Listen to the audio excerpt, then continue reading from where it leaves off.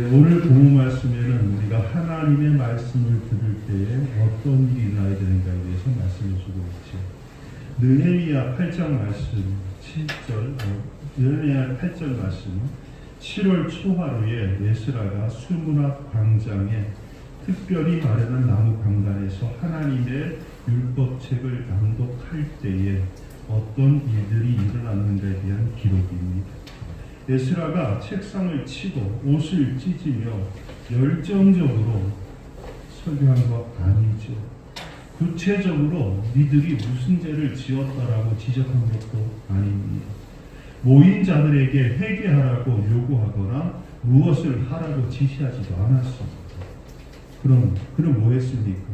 그냥 에스라는 하나님의 말씀을 읽었을 뿐입니다. 그런데 그때 놀라운 변화의 역사가 일어나기 시작합니다. 저는 이 말씀 보면서 오늘 우리에게 필요한 것은 화려한 프로그램입니다. 잘 훈련된 탁월한 설교자가 필요한 것이 아니라 하나님 말씀 그 자체가 필요하다는 생각을 합니다. 프로그램이나 화려한 훈련된 원변의 설교자들 때문에 하나님 말씀에 본뜻이 감춰지는 것은 아닌가 하는 생각을 해봐요. 영국의 설교자였던 찰스 스퍼전 목사님은 설교를 너무 잘해서 별명이 설교의 황태자입니다. 그런데 이분이 콜로체스터의 예배당에서 어느 감리교 평신도의 설교를 듣고 이분이 회심을 하게 돼요. 근데 이분이 이후에 이런 말을 합니다. 내가 그 말씀을 듣고 변화된 것은 그 설교자가 많은 말을 전했기 때문은 아니다. 그분이 열정적으로 설교한 것도 아니다. 그러나 내가 하나님께 감사하는 것은 그로 하여금 계속 나를 바라라 그리하면 땅끝까지 함께하려는 말씀을 되풀이하게 하신 것이다. 적어도 나에게는 그 말씀 외에는 필요한 것이 아무것도 없었습니다. 라고 얘기를 했습니다. 설교자 입장에서요, 생각해 보니까 이 감리교 평신도 설교자가 나를 바라라 그리하면 땅끝까지 함께하려는 말씀을 계속 반복하는 것은 할 말이 없었기 때문이 아닌가 하는 생각을 해봐요. 설교 준비 제대로 안 되면 계속 같은 말 반복하게 되거든요. 그런데 그 반복한 말씀이 뭐였다는 거예요? 자기 말이 아니라 하나님의 말씀이었다는 거예요. 그 말씀이 위대한 설교자 찰스 스퍼전이라는 인물을 하나님께 불러오게 된 계기가 되었다는 거예요. 여러분, 진짜 우리에게 필요한 것이 무엇입니까? 하나님 말씀입니다. 그럼 이스라엘 백성들에게 에스라가 말씀을 읽어줬을 때 어떤 일이 났습니까? 6절 먼저 봅시다. 6절 시작. 에스라가 위대하신 하나님 여호와를 송축하며 모든 백성이 손을 들고 아멘 아멘 하고 응답하고 아멘. 아멘이란 말은 뭐예요? 진실을 한 뜻이잖아요. 진실로 그러합니다라는 동감의 의미를 가지고 있습니다. 근데 성경 보니까 아멘이 한 번 아니라 두 번이나 얘기해서 아멘 아멘. 무슨 말이냐면 에스라 당신께서 읽은 그 말씀이 진실이라는 것을 우리는 믿습니다. 당신이 송축하신 하나님 우리도 송축합니다. 당신이 하나님을 크고 높으신 분으로 믿는 것처럼 우리도 그렇게 믿고 있습니다라는 것이 포괄적으로 포함된 게 아멘 아멘이라는 외침일 것입니다. 여러분, 말씀을 들으면요, 설교를 듣는 사람들을 보면요, 대개 그 태도가 두 개로 나눠집니다. 첫째는 말씀을 들을 때에 아멘으로 응답하는 분들이 있습니다. 사도행전 2장을 보니까 베드로가 설교를 끝내요. 그랬더니 그 설교를 듣던 사람들이 37절에 이렇게 말해요. 저희가 이 말을 듣고 마음에 찔려 베드로와 다른 사도들에게 물어가로되 형제들아 우리가 어찌할꼬 하거늘. 어쨌다고요? 설교 듣고 난 다음에 마음이 찔렸대요. 우리가 어찌할꼬 했다는 거예요. 이 말은 뭡니까? 우리가 죄인 것을 알았습니다. 어떻게 회개해야 우리가 죄 용서함 받겠습니까? 그렇죠? 이게 베드로의 설교를 들은 자들의 반응이었다는 거예요. 근데 반대의 경우도 있습니다. 사도행전 7장 54절에 보니까요, 스데반 집사님이 설교를 하거든요. 그때 사람들이 스데반 집사님의 설교를 듣고 이렇게 말해요. 저희가 이 말을 듣고 마음에 찔려 저를 향하여 이를 갈거늘. 아니, 베드로가 전한 설교하고 스데반 쌤이 전한 설교가 다른 거예요. 결국은 예수의 십자가 복음이잖아요. 같은 말이잖아요. 근데 베드로의 설교를 들은 사람들은 말하기를 그 마음이 찔렸다 했고, 어쩌면 우리가 구원받을까 애를 태웠다 했고, 스데반 집사의 설교를 들은 사람들은 이를 갈고 저를 쳐 죽이려 했다고 얘기합니다. 어떤 분은 그렇게 말할 거예요. 베드로는 성령이 충만했고 스데반은 성령이 충만하지 않았기 때문에 이런 일이 벌어졌다. 그런 말 하지 마라. 스데반이 돌에 맞아 죽을 때 하늘을 열렸다고 했어요. 이 말은 뭐예요? 스데반 집사님이 성령 충만하신 분이었다는 것을 보여줘요. 중요한 것은 뭐다? 듣는 자들의 마음가짐이 중요하다는 거예요. 베드로의 설교를 듣는 사람들은 우리가 어찌할 거라며 회개했고, 스데반 집사의 설교를 듣는 사람들은 이를 갈며 스데반을 돌로 때려 죽였습니다. 분명한 것은 이거예요. 복을 받는 사람들은 말씀을 듣고 아멘하는 사람이고요, 말씀을 듣고 일을 가는 사람들은 저주를 하는 사람이라는 거예요. 네, 목사님, 저주 일을 누가 합니까? 다른 사람이 있어. 이런 거지. 우리 목사님 나만 말씀으로 까. 이거 일을 가는 거예요. 우리 목사는 나보고 맨날 뭐라 그래. 이거 일을 가는 거야. 그건 저주받는 지름길입니다. 여러분 자신을 위해서라도 말씀을 들을 때 마음에 찔림이 있고 우리가 어찌할 거라는 회개의 소리가 있기를 바랍니다. 우리 수성의 성도들은 베드로의 설교를 듣고 회개했던 사람들처럼, 에스라의 말씀 낭독을 듣고 아멘을 외쳤던 백성들처럼 말씀을 들을 때 저주를 받는 자가 아니라 복을 받는 자가 되시기를 축원합니다. 두 번째, 에스라의 말씀 낭독을 듣는 사람들 어떻게 합니까? 6절 하반절 그 뒤를 이어서 보겠습니다. 아멘 아멘 하고 응답하고 시작. 몸을 굽혀 얼굴을 땅에 대고 여호와께 경배하였다. 아멘. 에스라를 통해서 하나님 말씀이 낭독되자 백성들은 모두 아멘 아멘 응답했고 얼굴을 꿇고 무릎을 땅에 대며 하나님을 경배했다고 했습니다. 여러분, 무릎을 꿇고 얼굴을 땅에 경배하는 것은요, 그 당시에는요 종이나 노예가 주인을 대할 때에 취하는 자세입니다.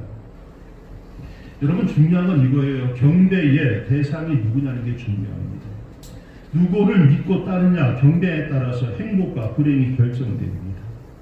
누구를 경배 대상으로 삼느냐에 따라서 그의 존재 가치와 처소의 문제가 결정된다는 거예요. 여러분, 군대에서요 대령이 준장되는 거 맞죠? 준장, 소장, 중장되니까 별 하나가 준장이잖아요. 대령에서 준장되는 게 하늘의 결단이라고 하죠. 제가 뭐 맞는지 모르겠지만 어디 보니까 대령에서 준장이 별 하나를 달게 되면 달라지는 대접이요 거의 100가지가 달라지더라고요. 그러니까 별 하나 나오면요 이거 하늘의 결단인 건 맞아요. 근데 이번에 별이 몇 개가 떨어졌어요? 17개가 떨어졌어요. 17개가, 하늘의 별이 17개가 떨어졌어요. 누구한테 충성했기 때문에. 네, 그렇습니다. 충성하지 말할 것에 충성하게 되면 그렇게 되는 거예요. 적어도요, 제가 누구를 비난하는 건 아닙니다. 한 나라의 군사에 별을 달았으면요, 그의 충성 대상은 조국이 돼야 돼요. 나라가 나라가 먼저선 된다는 거죠. 개인의 욕심이 아니라. 근데 잘못 충성했더니 어떤 일이 벌어져요. 하루아침에 폐가 망신하는 것이 벌어지잖아요. 우리 기독교의 신앙 고백은 이렇게 말합니다. 우리 주님께서 하나님 우편에 앉아 계시다가 저기서 산자와 죽은 자를 심판하러 오신다. 산자와 죽은 자를 심판하는 것은 무슨 말이냐면 우리가 경배하는 그 주님에 의해서 지옥 갈 수도 있고 천국 갈 수도 있는 걸 말하는 거예요. 여러분 잘 경배하시기를 바랍니다. 고려대학교 의과대학 신경정신과학교실의 박동희 교수팀이요 종교적 증상을 가진 신경정신과 입원 환자 57명을 대상으로 종교 망상과 환각에 대한 특성을 조사 분석했다는 거예요. 종교적 망상이라는 건 뭐냐면 종교적 내용이 주도되는 것으로 자신이 메시아 혹은 전지전능한 신이라고 주장하거나 또 악마가 내게 씌어 있다거나 혹은 용서받을 수 없는 죄를 지었다라고 하는 것을 가진 것을 그런 망상을 말합니다. 전자의 경우는 이런 거지요. 신앙의 대상을 자신과 동격으로 묻는 거예요. 그러니까 내가 하나님과 같은 위치에 있다고 생각하는 거죠. 신앙의 대상이 내게 접근했거나 혹은 내가 신앙의 대상에 접근해서 거입되겠다고 얘기하는 겁니다. 이런 거지. 내가 성령을 받았기 때문에 나는 모든 걸 할 수 있다. 이게 신앙 고백이면 괜찮은데 이게 진짜로 믿어진 사람, 진짜로 그렇다고 생각하는 사람이 있다는 거예요. 종교적 망상입니다. 내가 능력을 받았기 때문에 하나님도 직통 계신 받기 때문에 목사 설교 필요 없다. 하나님이 나를 선택했기 때문에 내 뜻대로 할 수 있다. 혹은 내가 하나님이다. 내가 예수며 미래를 알고 있다. 하나님과 나는 결혼했기 때문에 천당 간다. 이런 것이 종교적 망상입니다. 여러분 주목할 것은 이거예요. 종교 망상한 자가 모두 자신의 신앙 대상이나 그 위에 자신이 있다고 생각한다는 거예요. 내가 나를 믿다 보니까 결국 환각이나 망상에 빠지는 정신질환자가 될 수가 있다는 거죠. 입에 담기는 참 두려운 말이지만은 정경이가 그런 말 했잖아. 하나님 꼼짝, 하나님 까불면 한테 죽어. 이거는요, 그 정신, 종교적 망상 환자의 극에 달한 자가 말할 수 있는 망령된 말이에요. 이거는 신앙과 불신앙의 그 차원을 떠난 겁니다. 불신앙을 가진 사람도 그런 말을 못해요. 하나님 두려워서라도. 근데 그런 걸 한다는 건 뭐예요? 내가 이미 하나님과 동격에 있다고 생각하는 거죠. 이건 망상, 종교적 망상. 그러면 옛날보다 지금 이런 정신병 환자가 늘어난 이유는 뭘까? 제가 볼 땐 이거예요. 인본주의의 팽창, 물질 만능주의 때문에 사람들이 자기 능력을 절대평가하고 있다. 신의 영역까지 도달했다고 생각한다는 이 교만이 있죠. 이번에 보니까 로봇을 만들었는데 예전 로봇은 이렇게 굴러가거나 기어가거나 이런 건데 보니까 이번에 만든 로봇은 걸어가더라고. 두 발로. 이족보행이 힘든다 그래요. 두 발로 걷는 게 중심 못 맞추기 때문에. 근데 두 발로 걸어간 로봇가 나왔어요. 껍데기만 씌워놓으면 사람과 별 차이 없는.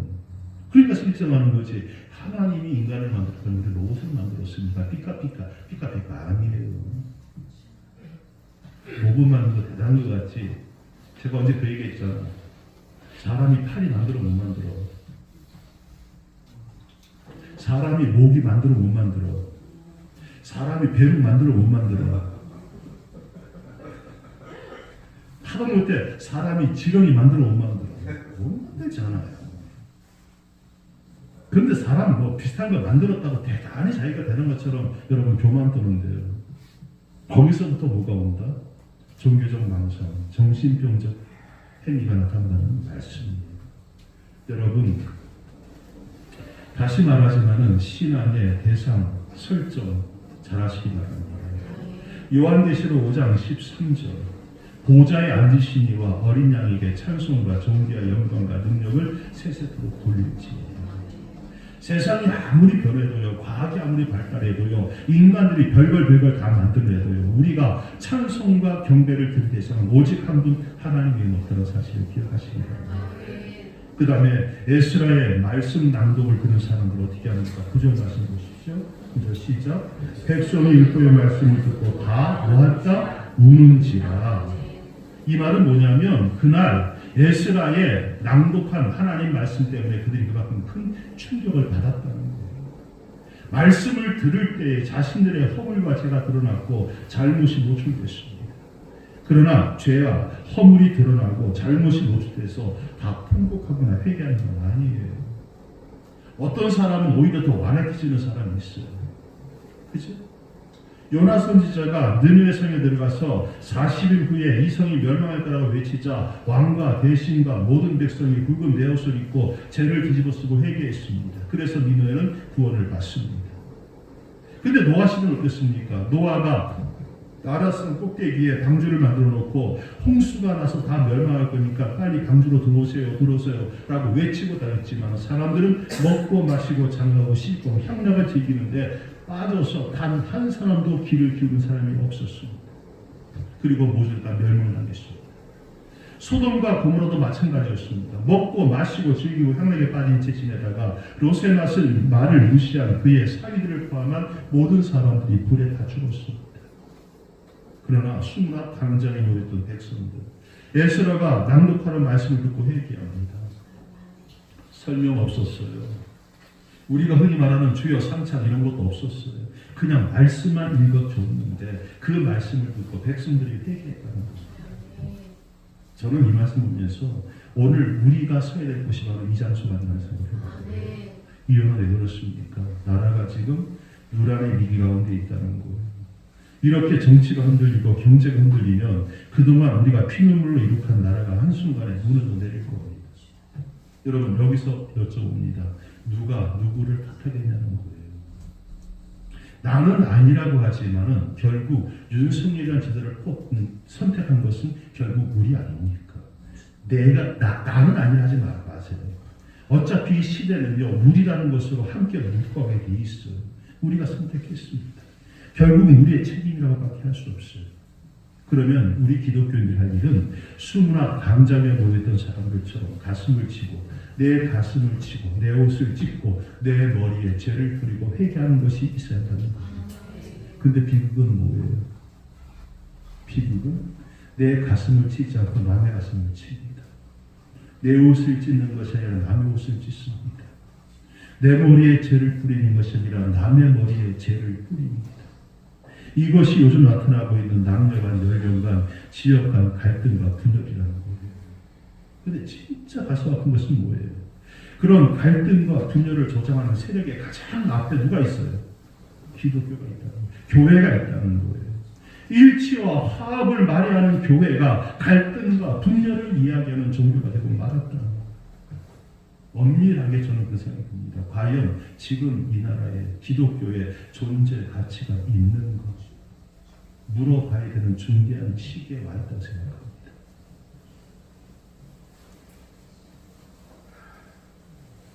거기에서 우리가 할 일은 뭐예요? 수송교회 할 일은 이거예요. 하나님이 수송교회를 보시고 아직도 교회는 필요하다. 수송교회 몇 명 모이지는 않는데 그들이 거기서 하나님의 사랑을 말하고 일치를 말하고 하나님의 도우심을 구하는 자들의 기도가 있기에 나는 교회를 포기하지 못한다는 말씀, 우리 교회를 보시고 하실 수 있기를 간절히 기도합니다. 자, 그러면 에스라의 낭독 말씀을 듣고 이들이 이렇게 막 아멘 아멘 응답하고 엎드려 경배하고 슬피 울면서 괴로워하고 할 때, 근데 그 다음에 어떤 일이 벌어져요? 말씀을 들을 때 나타나는 게 이거예요. 아멘으로 응답하고 그 다음에 하나님 앞에 경배하게 되고 그 다음에 자기 죄 때문에 가슴을 찢는 일들이 벌어져요. 그럼 여기서 끝나느냐? 아니에요. 자, 성경 말씀을 한번 봅시다. 10절 하반절 이날은부터 봅시다. 이날은 우리 주의 성일이니 근심하지 말라. 여호와로 인하여 근심하는 것이 아멘. 여호와로 인해서 기뻐하는 것이 너의 힘이니라. 그죠? 자, 여기서요. 아멘 아멘 응답하고 그 다음에 경배하고 그 말씀 때문에 가슴을 찢는 것은 지금 근심이죠. 슬퍼하는 거죠. 근데 근심하고 슬퍼하는 것이 여호와를 믿는 자들의 힘이 아니래요. 여호와를 믿는 자의 힘은 뭐냐면 그것이 해결되었음을 믿고 기뻐하는 데서부터 여호와를 믿는 자들의 힘은 나오는 거예요. 오늘 교회의 능력은 어디 있느냐? 죄 때문에 슬퍼하고 정죄하고 회개하고 외치고 이것이 힘이 아니라 그것이 해결받았음을 믿고 기뻐하는 것, 거기에 바로 교회의 능력이 있다는 거예요. 자, 그랬더니 어떻게 됩니까? 12절에 보니까 12절 하시면 시작.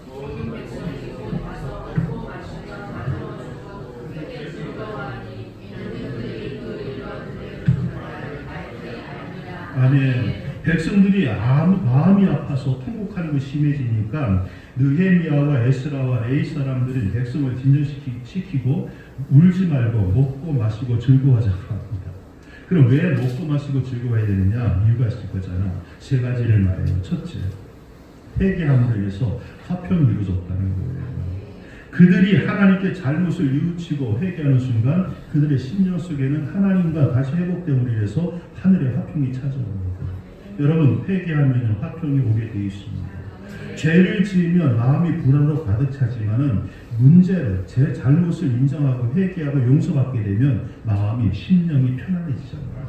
이거는 하나님과 우리 관계가 아니라 사람과 사람은 똑같아요. 그죠? 남편이 사고 쳤어. 그런데 부인의 알까 모를까 근심해. 근데 결국은 다 불통나게 돼 있어. 내 경험상. 그러면 그때 가서 이제 미안해하고 사과해서 회복이 되면 그때 마음에 이제 불안함이 사라지고 평화가 찾아와. 아시지? 아닌 척 하지 마. 부인도 마찬가지야. 남편이 잘못한 게 있으면 여보 내 잘못 쳤어. 그래 괜찮아. 잘못을 이해하려고 이게 화해가 되면 평화가 찾아와. 그렇죠?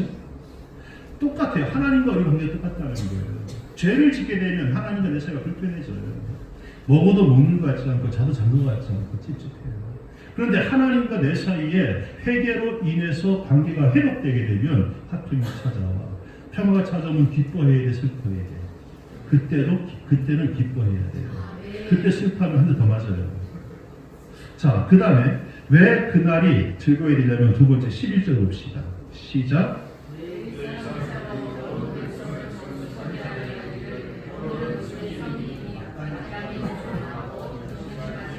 아멘, 아멘. 오늘이 무슨 날이라고요? 성일이래. 성일은 하나님을 예배하고 찬송하고 기쁘시게 해드리는 날이에요. 그리고 성일은요, 모든 걱정과 근심을 주님께 맡겨버리고 참 평안과 자유함을 누리는 날이 바로 성일이에요. 내가 이 땅에 이 자리에 올 때에 근심과 걱정, 슬픔과 고통을 가지고 왔다 할지라도 주의 제단 앞에 모조리 내려놓고 주님이 주시는 참된 평안을 소유하는 날이 바로 성일이에요. 그래서 성일은 안식의 날이고 평화의 날이고 복된 날이 되는 것입니다. 사랑하는 여러분, 여러분들이 주의 전에 나올 때 근심 가운데 나왔다 할지라도 오늘 주 앞에 예배드리고 찬송하면서 여러분의 얼굴이 평화의 얼굴로 기쁜 얼굴로 변하는 역사가 있기를 축복합니다. 그 다음에 세 번째는 왜 즐거워야 되냐면 12절 하반절 봅시다. 즐거워하니 시작. 이는 그들이 들려준 말을 밝히 아닙니다. 아멘. 말씀을 듣고 깊이 깨달은 사람은 더 이상 슬퍼하거나 걱정할 필요가 없다는 거예요. 말씀을 믿지 못하니까 걱정이 끊이지 않는 거예요. 성경 보니까 주님께서 말씀하시기를 어떤 사람이 하늘 한나라에 갈 수 있다고 했어요. 어린아이 같은 사람. 어린아이 특징이 뭐예요? 부모에 대해서는 의심이 없습니다. 요게 대가리가 조금만 굵어져서요. 야 뒤로 자빠져봐. 아빠 잡아줄게. 안 넘어집니다. 아빠를 어떻게 믿고. 근데 애기들은 어떻게 해요? 뛰어 그러면 그냥 뜁니다. 아빠가 뛰어있으니까 엄마가 뛰어있으니까.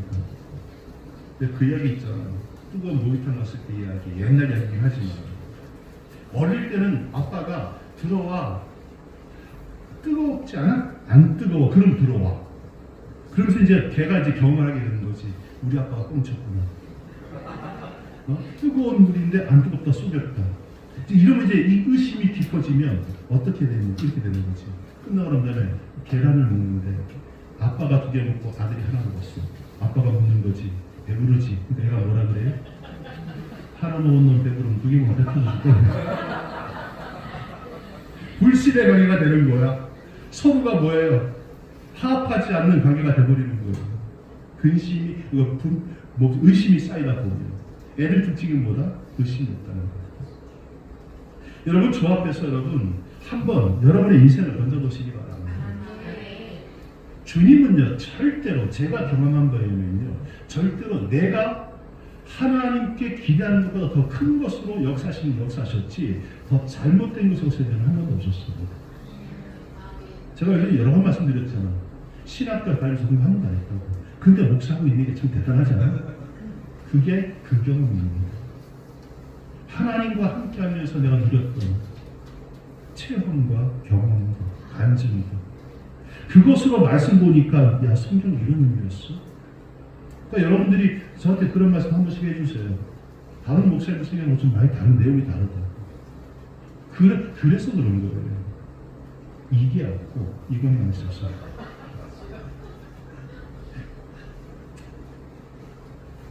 자수한 거예요. 10호들 됐는데 한 기독교 안에서 했던 일이에요. 부인이 자녀들을 3명을 키우는데 바보예요. 자녀들에게 줄 음식과 옷을 마련하는 것이 참 어려운 일이었습니다. 그런데 그녀는 주님을 믿었기 때문에 자녀들이 하나님에 대한 확신을 갖도록 사랑으로 가르쳤습니다. 그런데 어느 날 주머니에 돈이 떨어지고 뒤주에는 밀가루가 겨우 한 줌이 남은 거예요. 이것 가지고 애들에게 빵 만들어주고 나면 그다음부터 굶어야 돼요. 밀가루 통에 허리를 구부리고 통 밑바닥까지 다 보이는데 갑자기 너무 슬픈 거예요. 믿음이 흔들리는 거예요. 이렇게까지 살아야 되나 싶은 생각이 드는 거죠. 그래서 통 속에 머리를 상반신을 집어넣은 채 밀가루를 긁어내다가 울음이 터지는 것입니다. 작은 아들이 어머니의 우는 소리를 듣고는 치맛자락을 잡아당깁니다. 어머니가 고개를 들어서 애를 봐요. 그러니까 아들이 어머니에게 이렇게 얘기하는 거지. 엄마 왜 울어? 하나님께서 엄마가 통 밑바닥 긁는 소리 못 들으셨을까요? 그 순간 이 어머니의 하늘에 믿음이 되살아났다라는 그런 얘기가 있습니다. 과부가 통에 밀가루가 떨어졌어. 그 밀가루를 긁어모으는 그 소리가 들리시는 하나님. 이게 이 아들의 믿음이었거든요. 그런 아들에게 무슨 근심이 있겠어요? 들으셨으니까 채우시겠지. 굳이 내가 말하는 다 알고 계십니다. 이런 믿음이 있을 때 어떻게 합니까? 우리는 절망하지 않습니다. 예수가 우리 희망의 근거가 됩니다. 그래서 그리스도인들은 항상 희망을 품고 사는 사람들입니다. 이 사실을 뭐예요? 이 사람들이 12절 하반절에 읽어드린 말을 밝히 알았다 이렇게 말하죠. 하나님 말씀이 어떤 것인가를 밝히 알게 되니까 그들이 기뻐하게 됐다는 거예요. 논어 2인편에 보면 조문도 석가 사이라는 말이 있습니다. 공자라는 말인데 아침에 도를 깨달으면 저녁에 죽어도 외환이 없다라는 그런 말입니다. 하물며 하나님 말씀을 듣고 그 깊은 진리를 깨달았다면 어떻게 더 기뻐하고 즐거워하지 않을 수 있겠는 거예요. 그러나 듣기는 들어도 깨달음이 없으면 멸망할 짐승과 같다고 했습니다. 오늘 여러분 그날 듣는 말씀 깨달으시기 바랍니다. 그래야 기쁨이 회복되고 넘칩니다. 삶의 의미가 생겨납니다. 오늘 이 말씀을 왜 나에게 주시는지 깨닫는 은혜가 넘치기를 바랍니다. 말씀을 듣고요 은혜 받은 분들이 꼭 하는 말씀이 이 말이에요. 하나님은 어쩌면 그렇게도 내 사정을 아시고 낱낱이 말씀으로 깨우친지 모르겠어요.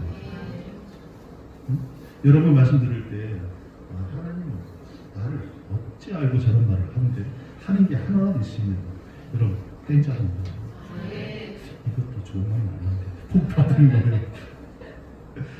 여러분 오늘 하나님 말씀을 들을 때 우리에게 일어나야 하는 일들이 뭐다? 말씀을 들을 때 처음에 그 말씀에 아멘으로 응답해야 됩니다. 두 번째 그 말씀 앞에 엎드려 경배해야 됩니다. 세 번째 그 말씀에 내 신념을 조개는 회개가 따라와야 됩니다. 그럴 때 어떤 일이 벌어져요? 기쁨이 회복되고 내게 잃었던 희망이 회복되는 역사가 일어납니다. 그러므로 여러분 말씀 듣고 변화되시기 바랍니다. 말씀 듣고 힘내시기 바랍니다. 말씀 듣고 기뻐하시기를 축복합니다.